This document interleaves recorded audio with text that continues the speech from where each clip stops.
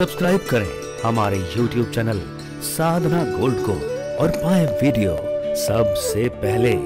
और हाँ, bell icon दबाना ना भूलें। दुर्योधन ने महाराज पांडवों को श्राप दिलाने के लिए 10,000 ऋषियों के साथ निमंत्रण दिया था। पांडव जब 12 वर्ष के वनवास में थे तो द्रौपदी के पास एक अक्षय पात्र था।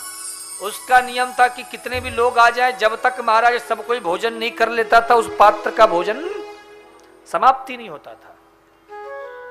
लेकिन संजोग सब किसी को पता तो था नहीं, तो लेकिन उसका एक नियम था कि समाप्त तो नहीं होता था, लेकिन तब तक जब तक द्रौपदी उसका भोजन नहीं कर लेते। द्रौपदी जहां उसका भोजन कर ली उसके बाद फिर नॉर्मल है वो पात्र। उसे वरदान में मिला था द्रौपदी को। उस दिन संजोग से पांडवों ने भी भोजन कर लिया और फिर द्रौपदी ने भी भोजन ग्रहण कर लिया। अब दुर्वासा जी 10,000 ब्राह्मणों के साथ। युधिष्ठिर जी ने पूछा, महाराज आज आप यहाँ कैसे?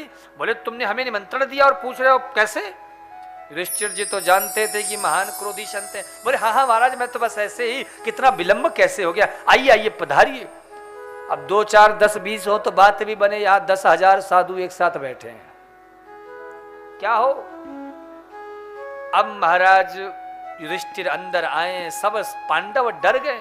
आज तो मरना निश्चित है, मृत्यु आज तो निश्चित ही है। कौन? अब तो दुर्वासा जी श्राप देंगे ही देंगे। उसी समय कन्हैया पीछे से आ गए द्रौपदी के पास। अरे ओ सखी, क्या कर रही हो? भूख बड़ी जोर की लगी है, कुछ है? कुछ खावे पीवे की चीज है? द्रौपदी गुस्से में तो ऑलरेडी थी। गुस्से में कहने लगी, केशव अंगारा है, खाओगे? अरे भाई काहे को इतने नाराज है रहे हो? बोले देखो केशव क्या स्थिति हो गई है। 10,000 संत, भोजन की व्यवस्था कहां से हो? 2 4 10 20 होते तो चली जाता। पात्र में भी अब कुछ भी नहीं बचा।